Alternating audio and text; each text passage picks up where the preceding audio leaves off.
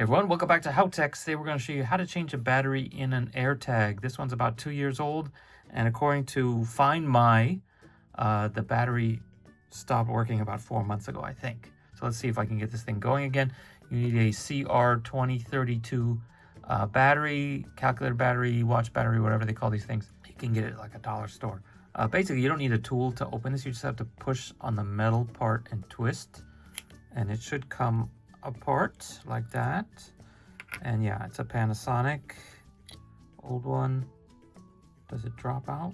Yeah, just get your finger in there, and if you ever wonder what it looks like inside, basically that's it.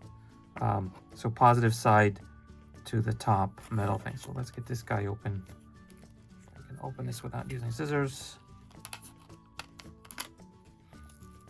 So the hardest thing is getting this thing out of the package.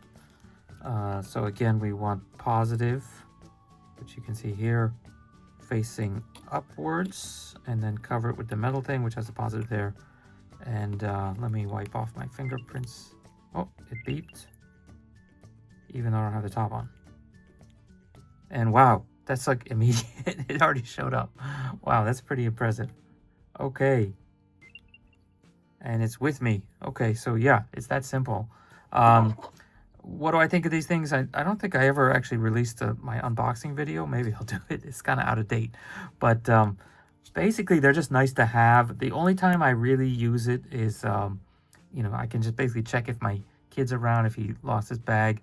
I use it for my suitcase. Like, that's probably the coolest thing when you're at the baggage claim and you want to see where your bag is. You can actually just kind of ping it and see where in the airport it still might be. Hopefully there's someone nearby with an iPhone. But yeah, so I just got a couple of these things in Hong Kong at like a dollar store equivalent.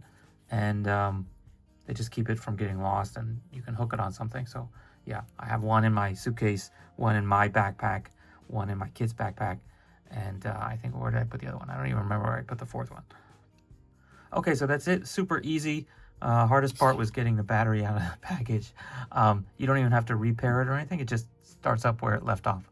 Okay, that's it for today. See you guys next time. Bye. Everyone, welcome back to HowTechs. Today I have a deep purple iPhone 14 Pro.